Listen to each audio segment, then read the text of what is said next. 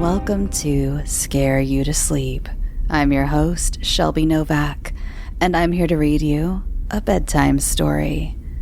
This is a story I wrote a few years ago for the Creepy podcast.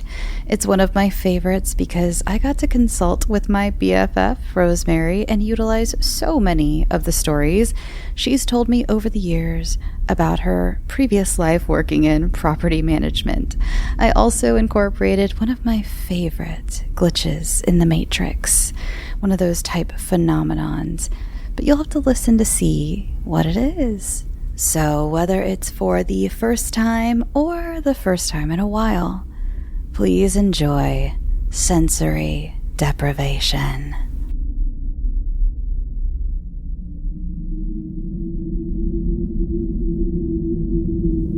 You want to hear a story? This is a story within a story, actually.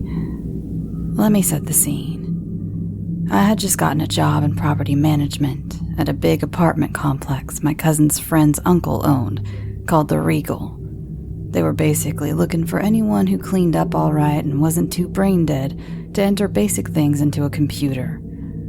I think I got the job because I had a lot of customer service experience, aka I had been waiting tables and delivering pizzas, and they knew I could handle being yelled at without losing my cool. They also hired me just in time for them to be turning their antiquated paper systems digital. So on my third day, they had me stay late to do a bunch of data entry of old boxes of files they had taken up space. My supervisor and the actual property manager, Bridget, stayed behind with me to help. She was a nice lady. I'd say about mid-50s, always wore matching sweater sets, frequently brought in baked goods, paid out of pocket to give out gift cards to the office at Christmas, and, most important of all, was always kind and willing to help the tenants. If you work in property management long enough, you'll know that's not always the case. I've met more than a few with an unfortunate combination of having a screw loose and a power complex.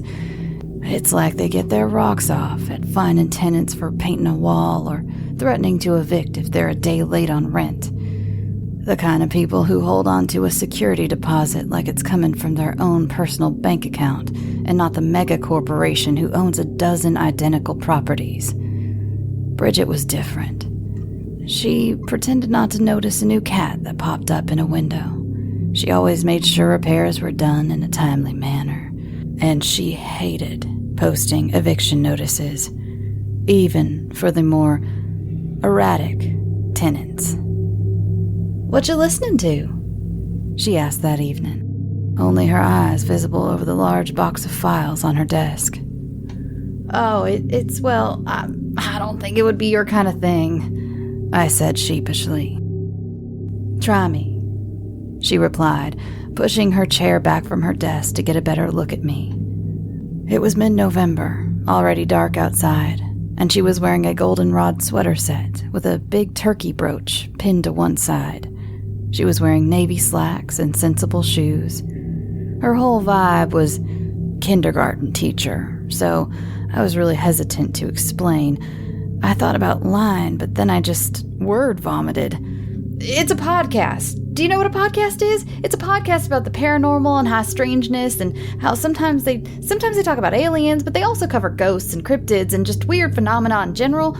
I don't believe in all of it. I'm not like a kook. It's just really fascinating, and we don't really know what everything is all about, so it's just fun to think about, you know?" I winced as she stared blankly at me. I knew I should have lied and just told her I was listening to the Beatles or something, but then she said, "Do you want to hear a story?"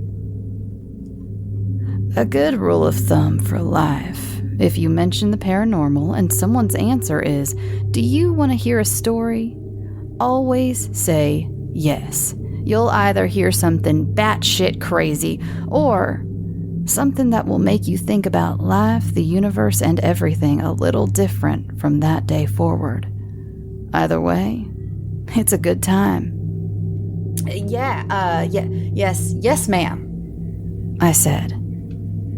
And this was her story.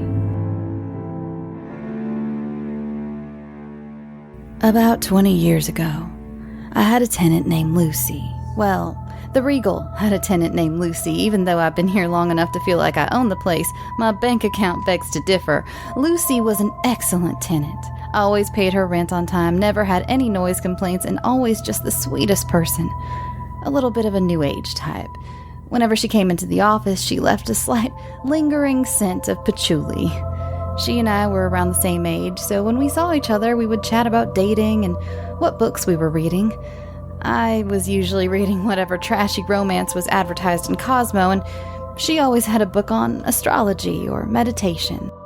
Well, one day, my supervisor Debbie, who usually didn't find it necessary to drag herself out of her office most days, came slinking up to the front where I was dealing with a tenant, Mrs. Henderson, who was complaining about, well, God knows what. If the day ended in Y, Mrs. Henderson was complaining. She was always in our office, clutching her little crusty white dog, and would yammer on for hours if you let her.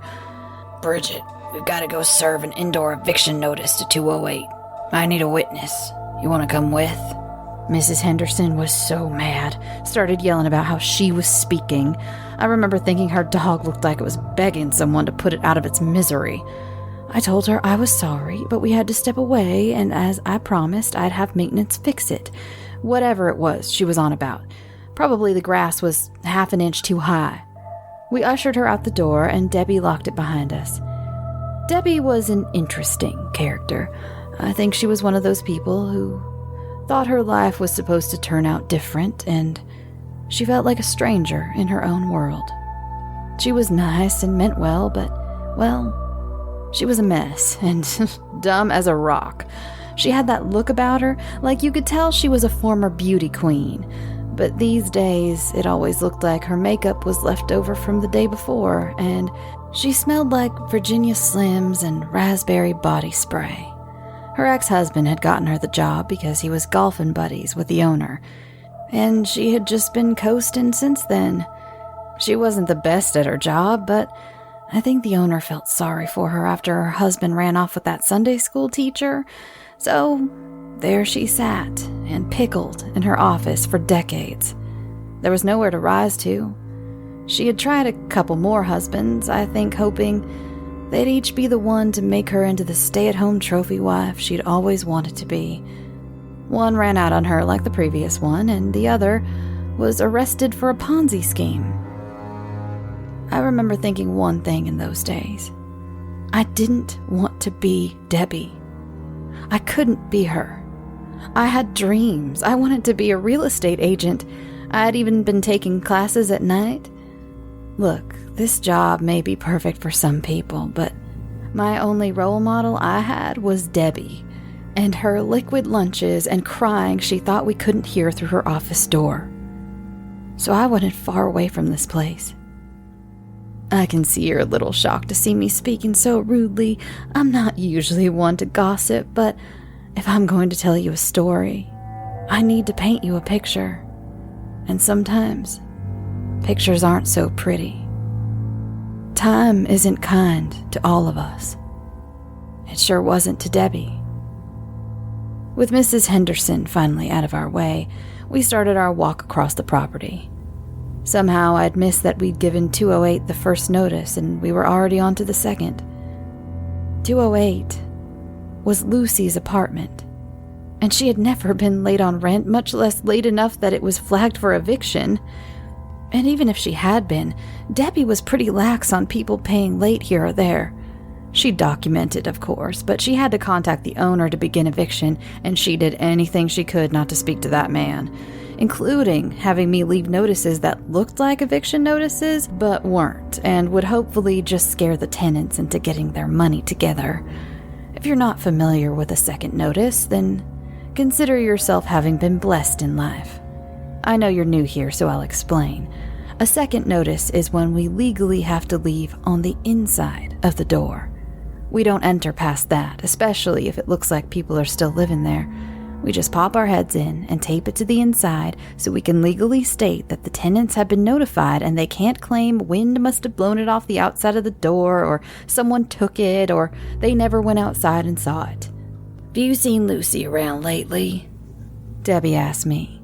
We were discouraged from fraternizing with tenants in any social way, and I thought Lucy and I had kept our little chats on the down low, as my nephew would say, but apparently Debbie wasn't as aloof as she seemed. "Oh, well, no, actually," I said, and I hadn't. As soon as Debbie asked, I really thought hard about it and realized I hadn't spoken to, much less seen, Lucy in weeks. "I'm worried she must have skipped town on us." We were now climbing the stairs to the second floor. "Oh, Lucy wouldn't do that." "I've worked here a long time, Bridge, and if a good, reliable tenant isn't paying rent all of a sudden and not showing up around the grounds, either they skipped town or they bought the farm." "You don't think?" I was shocked. I couldn't believe it. Lucy was so young and vibrant and a vegetarian. She couldn't be dead. We were standing outside 208, and I started to feel lightheaded, and it wasn't just the Texas heat. Debbie unlocked the door, but before she opened it, she paused and turned to me. "Look, we're supposed to just chuck this notice inside and leave, but I think we should take a quick peek, just to look-see into her bedroom and bathroom." I agreed, of course, and I wanted to burst through the door, but Debbie put her overly tanned arm up to stop me. "Bridge, there might be a smell, and if it has been a while, she won't look, well, look, you don't seem like the type to have seen much death, and I'm just warning you, she won't look like the Lucy you know. But that's just life, kid, right?" Debbie's attempt to assure me had made me even more lightheaded, and I remember a slight nausea coming over me. "Debbie, can we just go in? Lucy could be hurting there. I'll be fine." Debbie looked at me and moved her arm. I took a deep breath and opened the door. All the lights were out, and the only smell was of the bananas that had rotted on the breakfast bar of her small kitchen. Debbie said she would look in the bedroom and bathroom, and I needed to stay in the living room. I let her, 'cause she was my boss after all. I looked around Lucy's living room, and something just didn't feel right. It looked like she was about to step back through the door at any moment. Half-burned incense sat in a Buddha-shaped holder. A few bills were scattered on the coffee table, but not overdue ones, just everyday bills. Next to her phone in the kitchen was a small memo pad. It had a note that read, "Call mechanic about that sound." Why would she leave herself a reminder if she was never coming back? Debbie came out of the bedroom and said she didn't find anything. Nothing in the bathroom either. I asked if she minded if I looked, and she could watch me to make sure I wasn't trying to steal. I told her I wanted to look at her closet. Nothing weird, I just wanted to see if it looked like she had taken any clothes. She said she thought that was okay, and we went in together and slid open the big mirrored closet door. It was full to the brim, and could have actually used some more organization, but nothing was missing. There couldn't have been anything missing because nothing else could have fit in there. "Deb, I'm worried about Lucy. What if she's hurt somewhere? What if she got into an accident?" Debbie said, "Why don't you go back to the office and call around to the local hospitals? I'm going to go have a smoke and check her parking spot to see if her car's here." And that's what we did. I went inside and called every hospital in the Tri-County area. I called police stations, and I stayed way past office hours to call shelters. Debbie had reported that her car was gone. In those days, we didn't ask for all the information we do now. Proof of registration, license plate, nothing like that. We couldn't even tell the police to keep a lookout for her car. Plus, it was a beige Ford Taurus. Do you know how many of those were around in those days? I swear every other car was a beige Ford Taurus, especially after that. I felt like I saw them everywhere. And every time I saw one, I checked to see if Lucy was driving. One time, I even saw one in the grocery store parking lot, and I waited next to it for its owner to come out. It wasn't her, of course, but I couldn't help myself, just in case. As the eviction day drew closer, I lost more and more hope that Lucy would come back. I could tell Debbie was feeling a similar way because she would say things like, "I really didn't think that girl was the type," or "Little Lucy skipped town, you never know who you can trust anymore." Then she'd close her office door and wouldn't come out unless absolutely necessary, or until the clock hit 5. Finally, the big day came. The sheriff's deputy showed up, but since no one was there, it just fell to us to clean it out. We had maintenance help and haul things away. They were so rough on her belongings. I didn't stay long. I couldn't see a person's entire life being thrown into trash bags like that. I grabbed a few things of hers to keep. Debbie turned a blind eye. Just a few books, a denim jacket, and a necklace I found lying on her bedside table. It was a delicate gold chain with a small gold cross. I knew Lucy hadn't been particularly religious.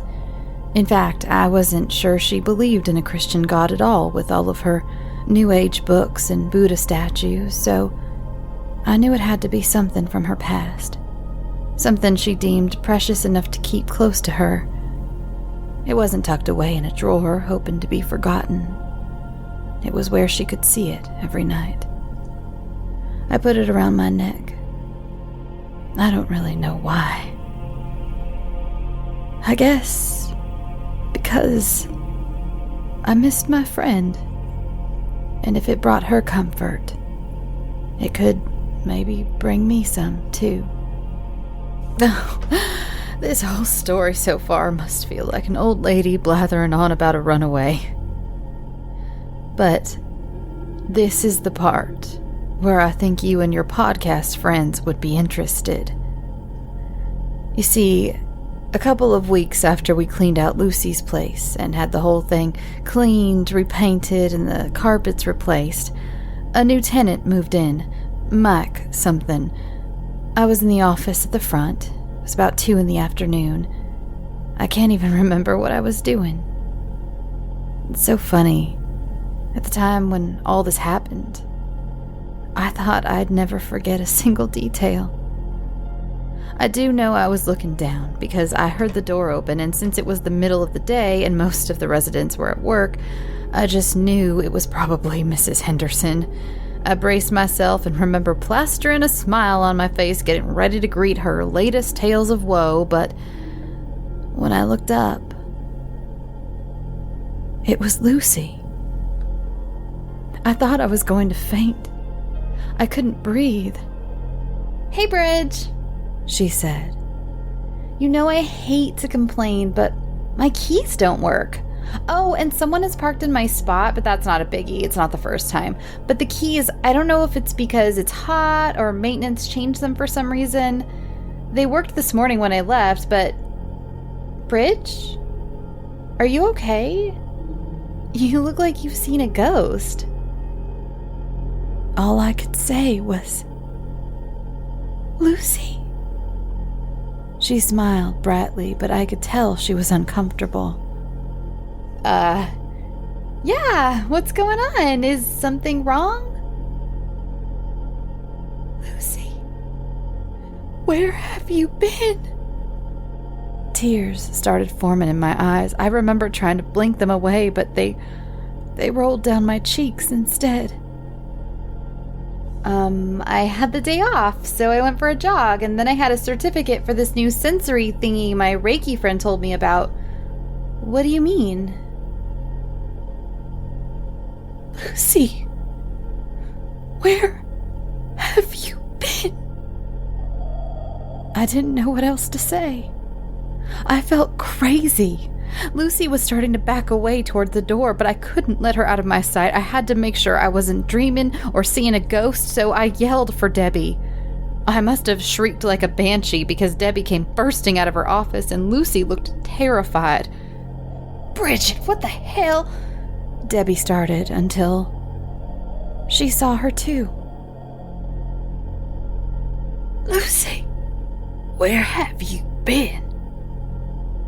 Why is everyone saying that? I haven't even been gone for the whole day. Did something happen to my apartment? Why don't my keys work? You guys are freaking me out, man. I wasn't even the one to tell her. Debbie finally said, "Lucy, you've been gone for 3 months. Your apartment. Someone else lives there now." Without a word, Lucy stormed out of the office. I followed her. Debbie stayed behind. I don't know why. She was marching to her apartment. I had never seen her mad before, but she was furious. "Lucy, wait!" I called, but she ignored me. I didn't want to draw a crowd, so I just nervously followed her all the way to apartment 208. She tried her key again, silently fuming. When it didn't work, she lost it. She started pounding on the door out of frustration. That's when Mike something opened and said, "Can I help you?" That part is a blur. It all happened so fast. Lucy pushed past him. He started asking me what the hell was going on. What kind of place was I running to just let crazy people bother the residents? Why hadn't I called the cops on her? He was going to call the cops himself. All the while, I couldn't take my eyes off Lucy, who had a horrified look on her face. Her eyes as big as saucers. She looked around, seeing that none of her things were there. She touched the breakfast bar where the rotten bananas had been, and opened the bathroom door to see it was absent of all of her lotions and potions. Mike something was still yelling, but through it I only heard Lucy. She turned to me and said, "Bridget, what's going on?" We sat on a park bench and I explained my entire side of the story, everything I've told you up until now. And when I asked her for hers, she said, "I already told you. I got up, I went for a jog, and then I remembered I had a gift certificate for a sensory deprivation tank. It's this thing they fill with warm salt water and you float in the dark, and it's supposed to take meditation to a whole other level."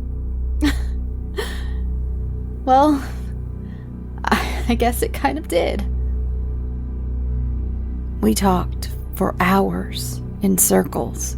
Was there anything out of the ordinary that morning? Is she sure she didn't take any drugs? Did someone slip her any drugs? Is she injured in any way? Does she have any other memories? Nothing. She was the same Lucy who had left her house that morning several months ago. The only difference was, she said it was hard to get her car to start. But, like her notepad said, it had been making a funny noise already. So she figured it was just that. I offered to let her stay at my place that night. I know, it was something I would have never done in any other circumstance, and you shouldn't either. But what could I do? Let her sleep in a park? After she went through whatever it was? The last thing I remember from the first night was, after, of course, I made up the couch for her with fresh linens.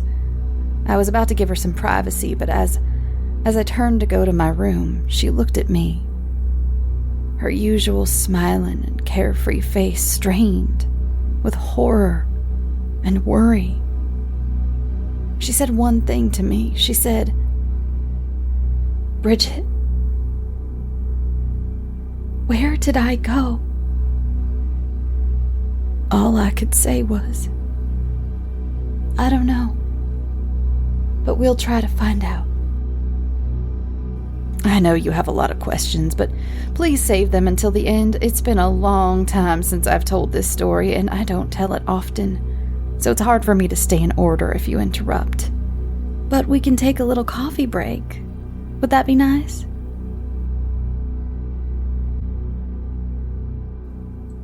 So, Lucy stayed with me for a few days. While I was at work, she pored over books and searched the internet and the library for possible explanations. We both begged Debbie to help her get her apartment back or even a new one, but evictions don't care about mysterious disappearances, and neither did the owner of the property.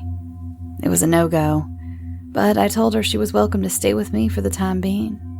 She borrowed some of my clothes, though they weren't exactly her style, but they were fun until we could get her to the store. At work, Debbie became an earworm of doubt.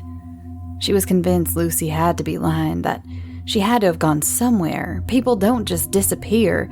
She was sort of a hippie, after all, and they're known for being a little transient. Maybe she had tripped really hard on acid and couldn't remember anything. "If I were you, I'd ask to look at the camera," she said. "What cameras?" "At that place she said she was going to. I guarantee you'll see her go out to her car and drive off. No way she just popped up in that place and walked out like nothing happened." So, I did just that. It took some convincing, of course, but I finally got the security guard at the building to let me see the tapes. I convinced him by, telling him the truth, but I sort of spun it in the way that I thought Lucy was a crazy liar and I wanted the tapes for proof. Luckily, guarding a building of mostly medical suites seemed to be a pretty boring job, so I think the guard was just champing at the bit for anything interesting to do. Lucy had been able to tell me what day she disappeared because you had to make an appointment for the sensory deprivation tank, and she had written down the date for me in case it would help in any investigating I did while I was at work. While we watched those tapes, I admit, I started to feel like a fool. As the guard fast-forwarded to the correct time of day, we saw Lucy's car enter the parking lot. She parked a little far, which is actually because of me. I had picked up this little exercise tip in Cosmo about parking far at the grocery store or the mall or wherever, and that way you sneak in a little more calorie burning in your normal routine. Silly, I know, but I remembered sharing it with her, and her power walk in the video up to the door warmed my heart a little. I always thought she was so cool, and I was so plain. Seeing that she actually took a little tip of mine, Cosmo's, but still, felt nice for some reason.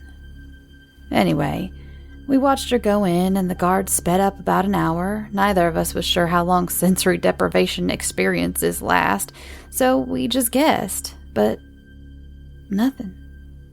So we went in 15-minute increments, but still, nothing. We moved on to the next day, and there sat her car in the same spot, and Lucy never came out. We sped through the rest of the week just in case and rewatched the original day. Nothing. It was like she vanished into thin air. She went in and never came out.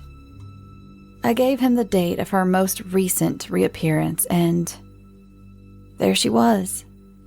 Same clothes, same demeanor, if not a little more relaxed, walking out to her car, which took a while to start. Then she drove away, as if nothing was amiss.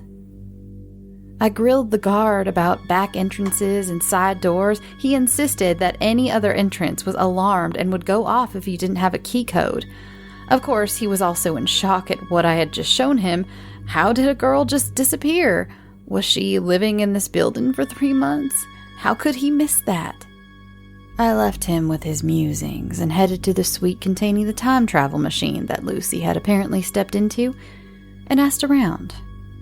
I wish it was more interesting, but the woman at the front desk admitted that they leave their clients alone for 98% of their appointment. They shower themselves, they get in the tank themselves, and when they leave, they usually check out, but since you pay before, some people just sort of slip out. I asked if they found her clothes or if anything was amiss, but 3 months later, no one could remember. Some of the staff had also been overturned, so they weren't even employees yet. I insisted they must have found a whole set of clothes or a whole woman squatting in their business suite, but they just looked at me like I was crazy.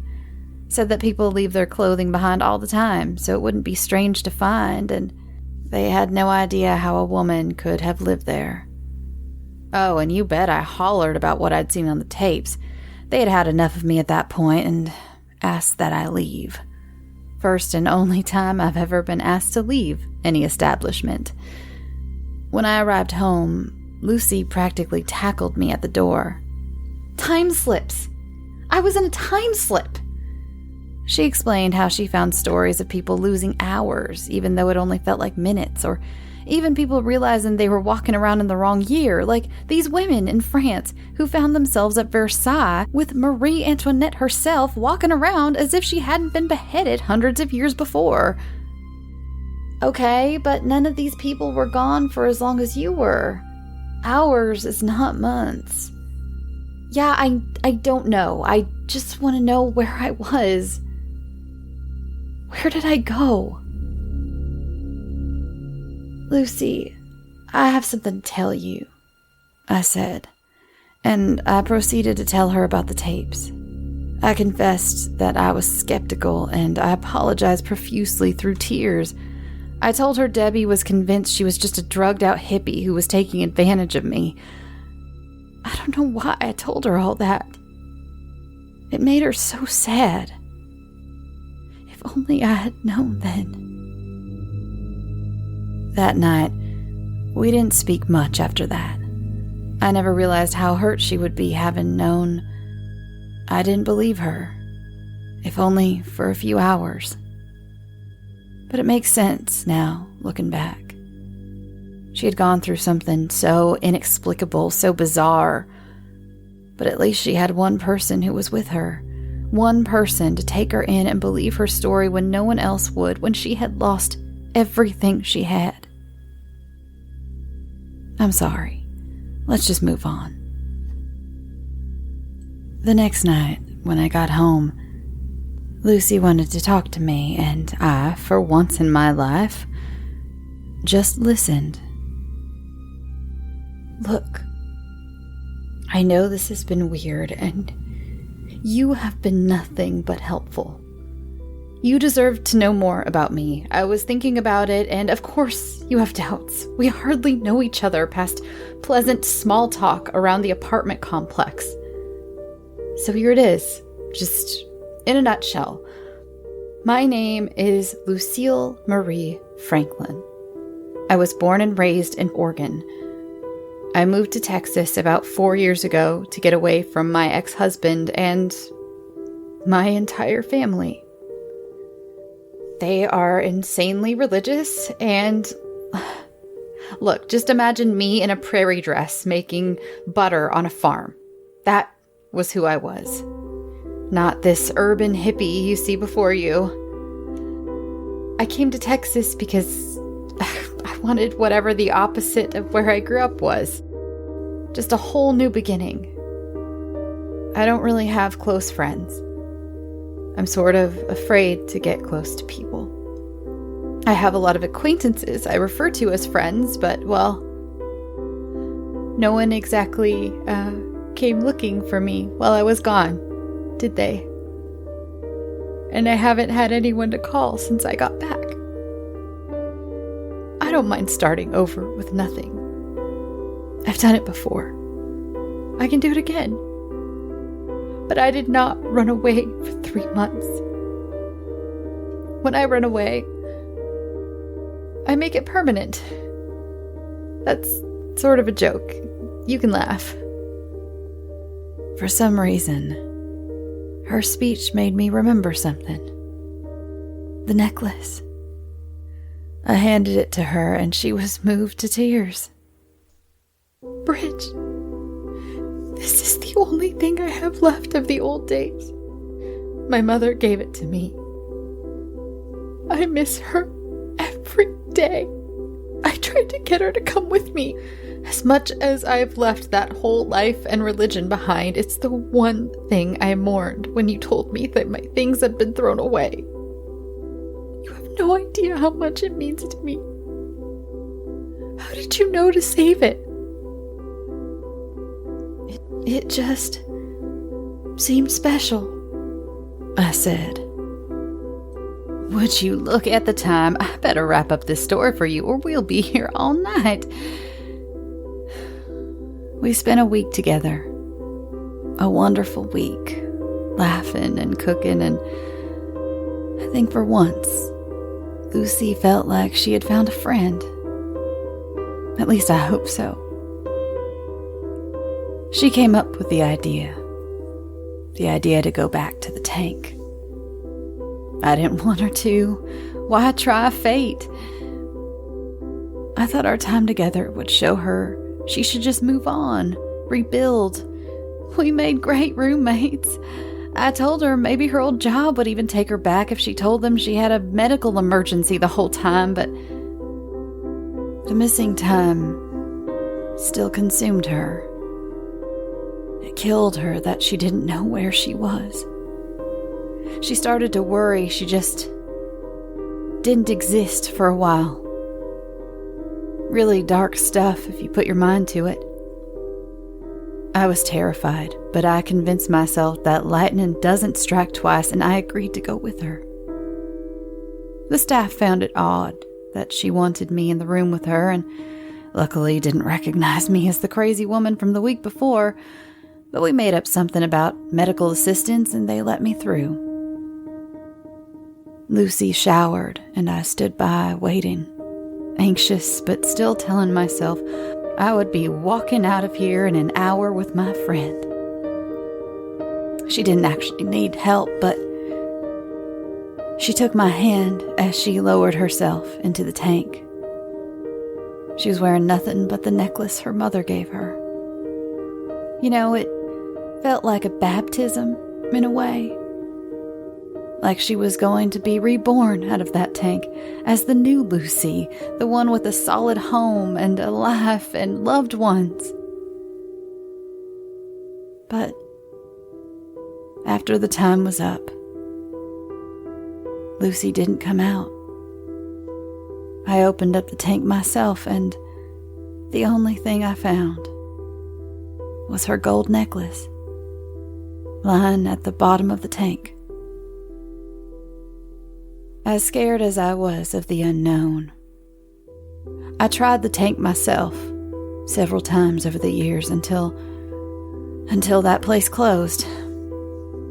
Every single time, it was just some warm, salty water and darkness. Lucy was nowhere to be found. I kept this job all these years, the one I never wanted, because I've been so afraid that she would come back and not know where to find me. So, here I stay, and will stay, until they cart me off. Like I said, sometimes life feels like it was just supposed to turn out different.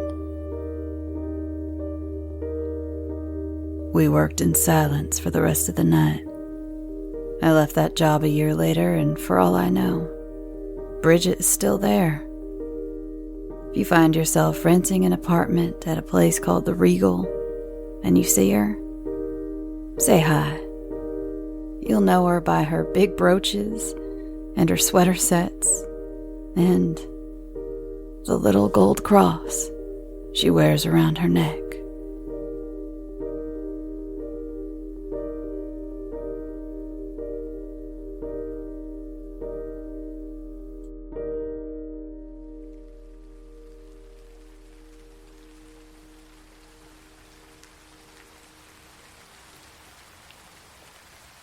Thanks for listening, and this is where I'd usually thank my author, but that's me. So thank you to Rosemary for your consultation skills a few years ago, and for the inspiration of this story. I've been asked before where I get my ideas for stories, or, basically where I garner inspiration from. And sometimes it's talking to your friends about their jobs, or their past jobs in this case, and some of the things that have happened during them. And and sometimes it's just living places. I currently live in an apartment building, and I have my entire adult life. So, apartments are strange. You all live on top of each other, within like inches of each other through a wall, and you usually don't know your neighbors. I know that's not the truth for every place and everywhere in the world, but it does happen a lot. I can only speak, I guess, for LA, that you just a lot of times don't know your neighbors, and you don't get to know people. Sometimes I've had some weird run-ins in apartment buildings with neighbors or with apartment managers, and they just seem like they're rife for imagination, for stories, for strange things happening in them. It's a lot of people find it unsettling to have a setting that's like a house in the middle of nowhere, and for sure that is unsettling. And I'm sure some of you who've lived in apartments have felt this before. Like I've thought, especially my old apartment, where it was pretty sure it was haunted. And I thought I would have these thoughts at night when I was by myself. Just like, okay, well, what do I do? What do I do? This is before I even had like a cat, and my ex was never home. And so I was by myself a lot, and it'd be like, well, what happens if there's an apparition that just shows up in my room? Where do I go? Who do I tell? Do I knock on my neighbor's door? It felt so isolating. It felt like you were in the middle of nowhere, but you're not.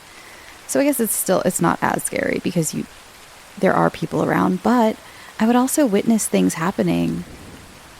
And, you hear about the bystander effect, and that would definitely happen. There were times I would call 911 about really like something violent happening in my parking lot. I've lived in many bad areas over the years, and assuming someone has to have called, because I just saw this, but it's clearly been going on for a second, and no one's called. No one's said anything, and it's really interesting.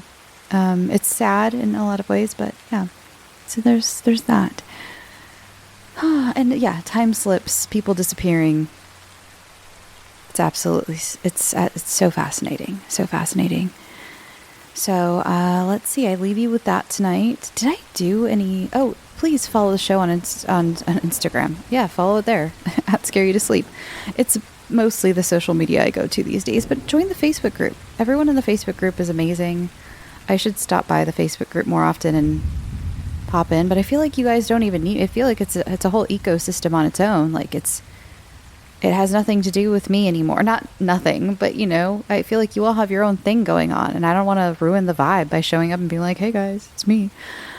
I do let you know when there's a new episode, but just I don't know. So go join the Facebook group. Follow me on Instagram. Again, that's where I post mostly. You can follow the show at scareyoutosleep. You can follow me personally at Shelby B. Novak. I just posted a video today of a PR package I got. My first movie PR package. I admit I got so much it was green with envy, because everyone in this industry I know has gotten a cool horror movies. Send out the coolest PR packages because they're always themed and they have neat things. Some of them, it's like for the Evil, when that show Evil was out, they were sending out whole cakes, and I got jealous about people getting entire cakes and not me. And they just send cool stuff. So I actually got sent a package from Send Help, and so there's a video I do an unboxing, unbagging of the whole thing. So go check that out. It's on Instagram. It's on my personal and on Scare You to Sleep, and it's on the Bloody Disgusting podcast Instagram page as well. And what else? Patreon. Patreon.com/scareyoutosleep. If you want to go, the final part of Ted the Caver will be coming out next week. So if you'd like to go catch up on all those parts while you're waiting for the last part, can go to Patreon, and you can get ad-free episodes there as well. Let's see, what else? Baking corner. I didn't do any baking this week. I was very, very busy with day job things. I guess that's what I can call them, day job things. Yeah. And so I was very busy with stuff like that. But, maybe this weekend I'm going to see my parents. Maybe I'll convince my mom to bake something with me. I used to love baking with my mom, and I never get to anymore. That, or she can sit there and relax while I bake something for her. That's also cool. I'm trying to think of anything else that I'm missing that I'm supposed to send you towards that's happening, and I can't think of it. Remember, check out Antiquarium of Documented Atrocities. They also have the Antiquarium of Sinister Happenings, which is also a fiction show, just like this one, except they have a bunch of voice actors and things. It's a more traditional one. Mine's weird. And yeah, tell your friends about this show, by the way. I would love, it's a roller coaster of a game. Sometimes the numbers go up, sometimes the numbers go down, and that's okay, and I know what I've signed up for, but I haven't made a call lately to send out any promotion, to promote the show. And so if you could just, tell your friends about it, tweet about it. Do people tweet still? I think they do. Instagram about it.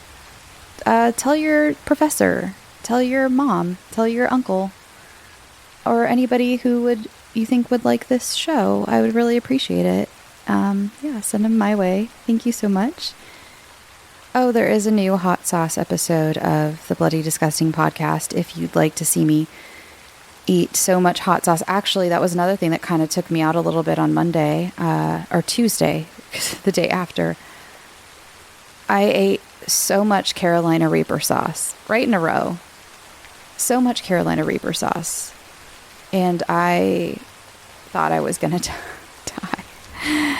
So yeah, if you'd like to watch me eat very, very hot sauce, go check out the latest episode of the Bloody Disgusting podcast, where we discuss the movie Starry Eyes, which is just, I think, one of my favorite horror movies.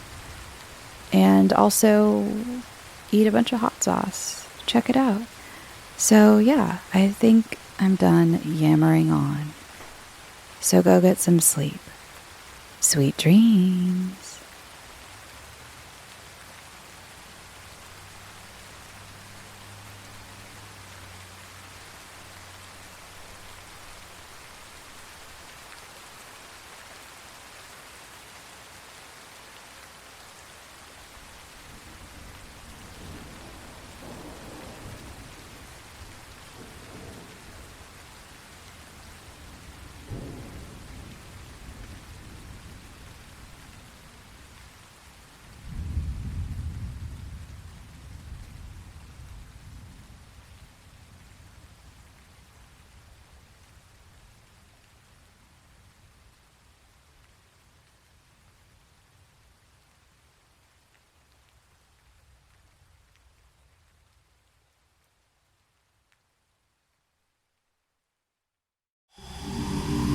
Imagine a city unlike any other, simmering 300 years in a raucous gumbo of debauchery versus devotion.